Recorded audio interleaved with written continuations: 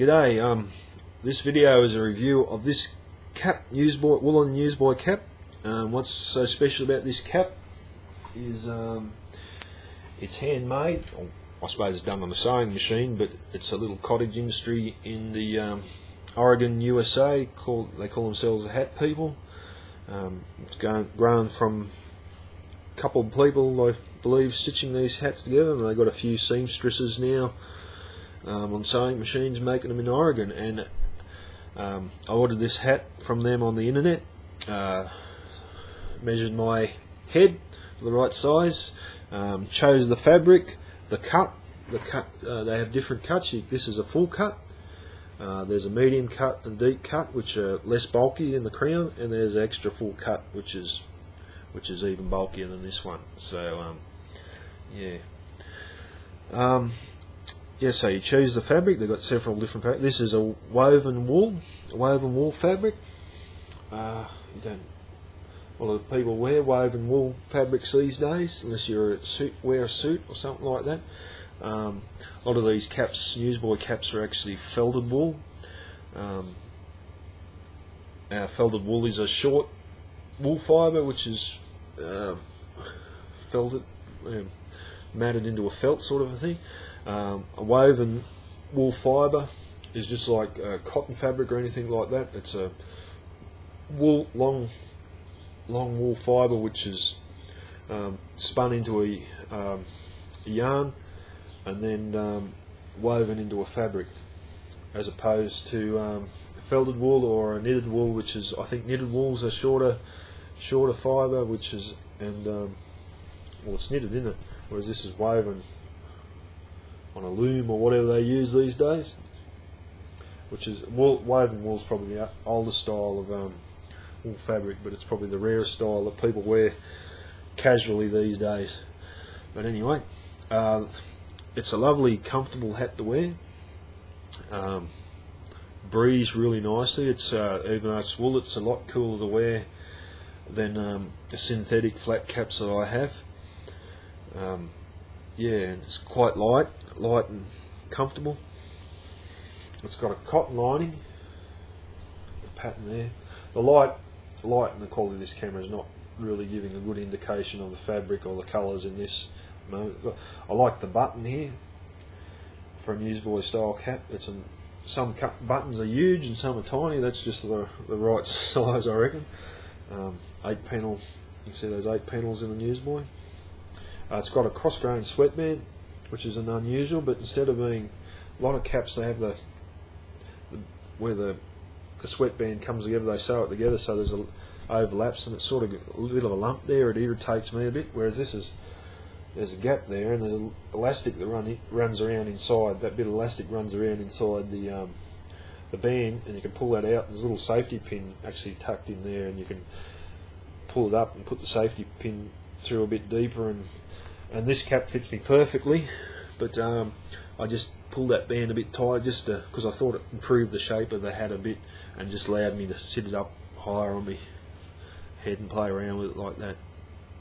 When I first got the hat out of the packet, because it's been sitting in the mail, it was sort of very square and round, sort of that shape, and which I didn't go much on, but I think it's like an Akuba or a felt hat.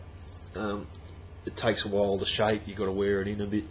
So I'm a bit self-conscious about Newsboy caps, because it's a style of cap that you mainly see women wearing these days, but it was originally a man's style of cap, and I think it'd be good if sort of more men started wearing them, because you see men want to wear things when they go to the pub or restaurant or a casual place. You can see men want to wear something on their head, but because there's not much choice for blokes these days, they tend to resort to the old baseball cap, which looks a bit out of place indoors, I think. Looks great for outside or doing sport, but it doesn't look that great as a dress, sort of a dress accessory. I've been wearing flat caps because I play a bit of a guitar and I lean forward a bit, and I'm sort of going a bit thin on top there, and it's not a good look. I don't want people to have to look at me mangy old head when I'm playing guitar. So I wear Akubas, Cobra felt hat, broad brim felt hats when I'm in the sun, when I'm working, but they're just annoying when you're indoors or driving around a car or just shopping, going in and out of buildings, because they're just bulky. You've got to find you can't crush them and you can't leave them in the sun. And just having people wear caps because they're just convenient, chuck them on and off. And this brim doesn't have a stiffener. It's just sewn together like the stitching is beautiful in this hat. No threads hanging out or anything like that. So you can actually scrunch the hat up like this, pull it out again, put it back on, and it returns to its shape, same shape. So yeah, which is handy. The hat's because it doesn't have a stiffener in it, and it's pure wool with cotton, it's actually hand wash. You can hand wash it in cold water, drip dry, which is handy. A lot of the flat caps now, synthetic ones, cotton ones, wool blend ones, you can't. The tag on them says you can't wash them, which is not much use. Is really, you must just have to buy a new hat when they get dirty or something. But switch. So this cap cost me $49 US plus postage, which is forget the postage because that's going to make anything dearer. But really, you won't get this quality, something handmade this quality anywhere. The synthetic caps mass produced in China are going to cost you probably that retail, if not more. So it's just a great value cap. So I don't know whether the style suits me yet. Maybe you can give me your opinion on that. As a wool grower, I'm wearing my own product, and I'm wearing something individual, handmade, tailored, something different that you buy ordinarily in the retail shop. So even if I do look like a dork, I'll be wearing it.